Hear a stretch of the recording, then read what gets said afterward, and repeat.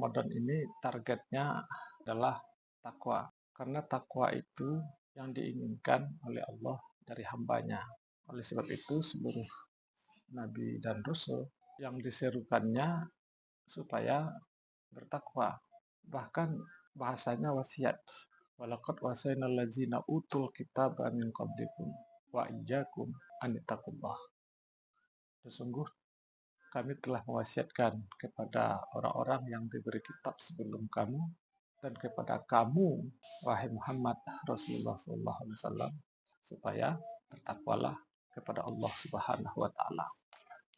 Sebab, seperti yang sudah ketahui, hanya orang-orang yang bertakwa yang mau menjadikan Al-Quran ini sebagai pedoman hidupnya. Kalau Al-Quran ini dijadikan sebagai pedoman hidup, maka apa yang diperintahkan oleh Al-Quran itu sami'na wa ata'na.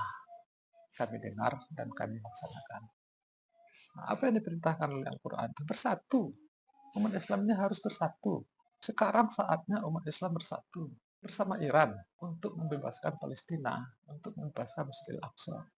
Jangan dilihat bahwa mereka itu Syiah. Jangan itu dulu. Terserahlah mereka mau Syiah. Yang penting kan umat Islam.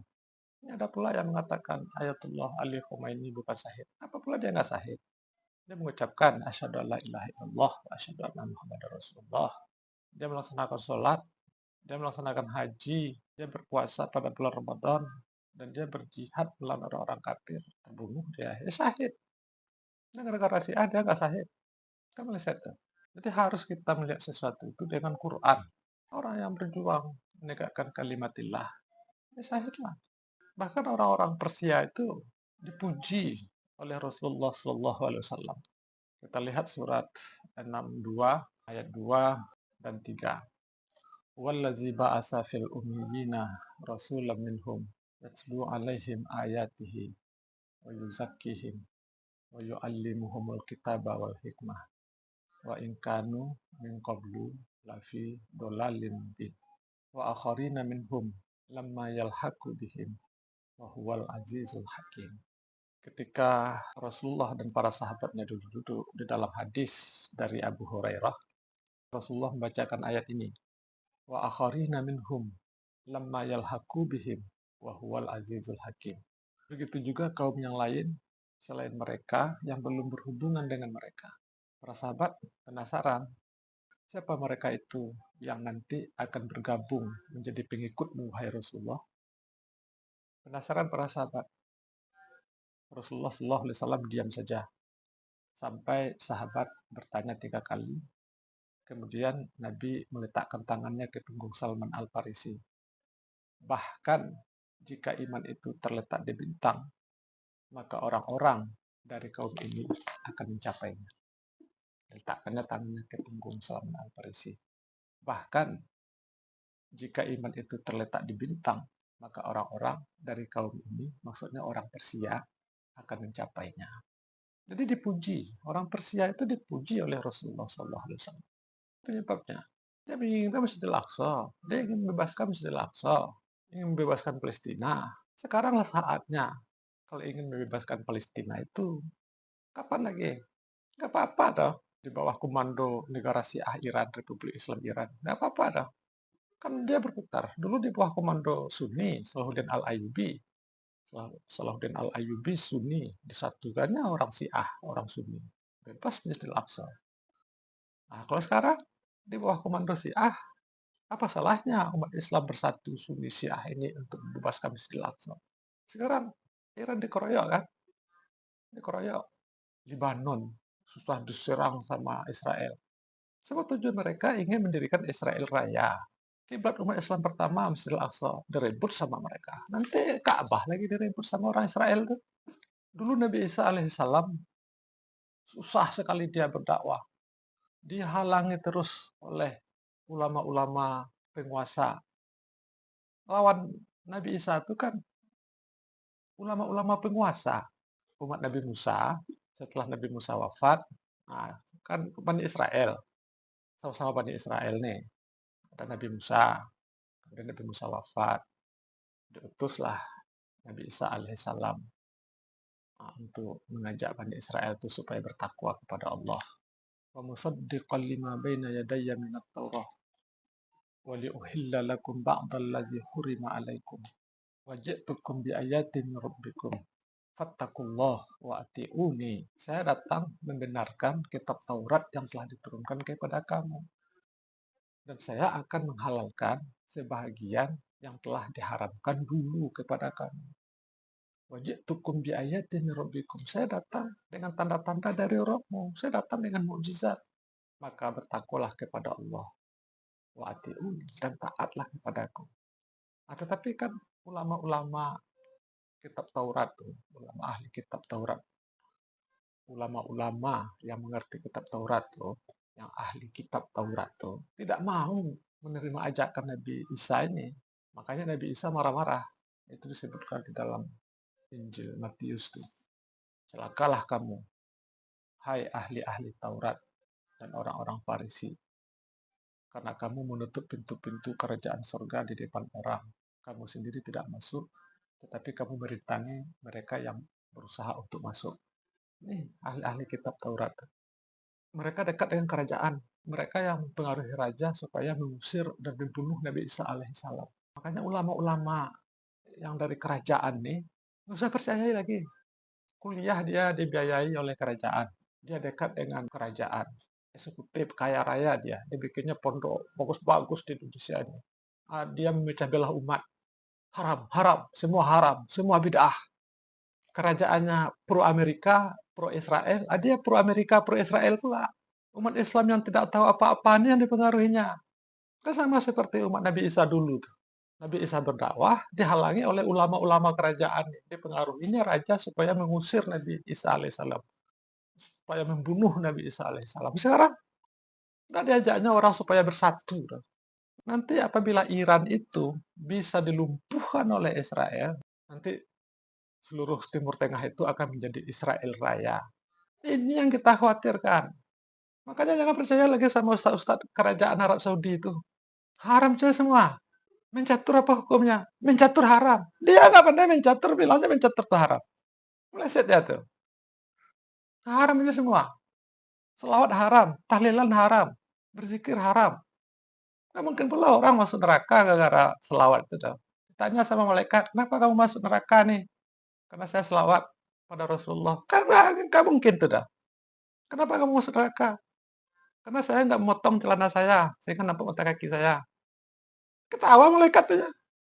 Orang masuk neraka itu apabila orang miskin dibiarkannya kelaparan. Orang masuk neraka itu apabila umat Islam dibantai dan dia tidak mau menolong. Itu yang bikin orang masuk neraka. Bid'ah, bid'ah. Bid'ah itu apabila tidak bersatu. Umat Islam berpecah belah. Itu yang bid'ah. Atau karena mereka bukan orang Arab.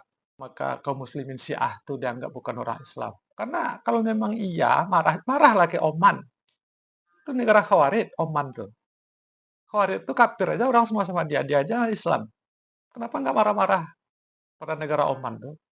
Karena Oman tuh dia santai aja. Nggak ada dia melawan Amerika. Nggak ada dia melawan Israel. Yang melawan Amerika itu kan Iran. Sementara pemerintahan Arab itu di bawah ketiak Amerika. Jadi sapi perahnya Amerika. Nah, jadi kalau kerajaan ini memihak Amerika, ulama-ulamanya juga memihak Amerika. Kalau Syiah tuh memang iya, Syiah tuh mencaci maki para sahabat, tetapi itu tuh kan dilarang oleh Ayatullah Khomeini. Tahun 2010 tuh keluar fatwanya, marah-marah Ayatullah Ali Khomeini itu. Jangan kalian mencaci maki para sahabat.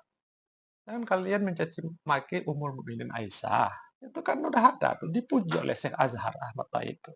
Keluar fatwanya tahun 2010 dulu. Yang ekstrem-ekstrem itu kan ada aja yang ekstrem-ekstrem tuh. Nah, ekstrem-ekstrem itu ada aja tuh. Sekarang kita nggak usah bicara akidahnya lagi. Kita akidah Ahlussunnah wal Jamaah. Mereka akidahnya silahkan aja. Fokus kita Palestina sekarang nih. Udah ditolong sama Iran tuh. Harusnya yang membebaskan Palestina itu kan Sunni. Nah sekarang udah ditolong sama Iran. Kenapa kita tidak bersatu saja sama Iran? Nah, kita sebagai rakyat nggak tahu apa-apa. Minimal mendoakan, senang hati kita. Jangan dijelek-jelekkan juga orang yang menghancurkan Israel itu dijelek-jelekannya. Iran justru didukung oleh orang Amerika Latin. Umat Islam, Ayatullah Khomeini syahid wafat, nggak ada orang tuh mengucapkan belasungkawa segala macam, kan meleset tuh. Makanya seruan Erdogan, saatnya umat Islam bersatu. Jangan sampai terlambat, saatnya umat Islam bersatu. Kalau ingin menyelamatkan Islam, kalau ingin menyelamatkan umat Islam, kalau ingin menyelamatkan Ka'bah, menyelamatkan kiblat kita, jangan sampai dikuasai oleh Israel, Israel Raya, itu program Israel Zionis tuh, sampai membentang nanti ke Sungai Tigris di Irak tuh, daerah kekuasaannya. Karena itu kekuasaan negeri Sam dulu di zaman Nabi Musa, Bani Israel dulu tuh, 5.000 tahun yang lalu. Itu yang mau diambil lagi sama Israel tuh. Ini dibiarkan saja. Makanya ulama-ulama harus bersuara, harus menyerukan persatuan sekarang nih. Masa Republik Islam Iran dibilang kafir nggak Islam? Tengok tuh juru bicara Garda Revolusi Iran tuh. Ada tulisan di situ. Uzina lillazina yuqatiluna bi annahum zulimu wa innallaha ala nasrihim laqadir. Itu tulisan juru bicara Garda Revolusi Iran. Telah diizinkan berperang bagi orang-orang yang diperangi karena mereka dizalimi. Dan sesungguhnya Allah Maha Kuasa untuk menolong mereka. Apa nggak Islam tuh? Ayatullah Khomeini aja merintahkan kepada seluruh umat Islam, baca Al-Quran minimal setengah halaman setiap hari. Al-Quran sama dengan kita, syahadatnya sama dengan kita, kiblatnya sama dengan kita, tapi di buku-bukunya meleset, di buku-bukunya jadi sahabat, Qurannya nggak sama. Ketul kan di buku. Di buku Indonesia, mantap di buku Indonesia lagi. Ketuhanan yang Maha Esa, kemanusiaan yang adil dan beradab, persatuan Indonesia. Itu kan di buku. Kenyataannya mana pula ada. Di buku ya, kekayaan alam untuk rakyat. Itu kan di buku. Kenyataannya mana pula ada seperti itu. Kata siapa? Kata Rocky Gerung. Rocky Gerung itu katanya, maksudnya, kita bebaskan Masjidil Aqsa dulu. Bebaskan Palestina itu dulu. Nah, nanti udah bebas Palestina nih. Syiah lagi. Baru kita bentengi umat kita dari akidah Syiah. Sekarang bersatu dulu. Saatnya sekarang kita bersatu. Karena Israel itu licik, Donald Trump itu licik. Dibikinnya BOP, Dewan Perdamaian, diambilnya duitnya. Jangan-jangan duit itu dipakainya untuk perang melawan Iran nih. Jangan-jangan. Siapa tahu kan? Dia licik orangnya. Makanya Erbakan dulu, Perdana Menteri Turki dulu itu, dia mengucapkan kata-kata yang sangat terkenal sekali. Al-muslimuna la yahtamuna bisiyasah sayahkumuhum siyasiyun la yahtamuna bil muslimin. Umat Islam yang tidak peduli dengan politik, maka mereka akan diperintah oleh para politisi yang tidak mempedulikan umat Islam. Makanya pada bulan Ramadan ini kita tadarus Quran, kita memperingati nuzul Quran. Apa gunanya kita tadarus Quran? Apa gunanya kita memperingati nuzul Quran setiap tahun apabila Al-Quran ini tidak kita praktekkan di dalam kehidupan kita sehari-hari?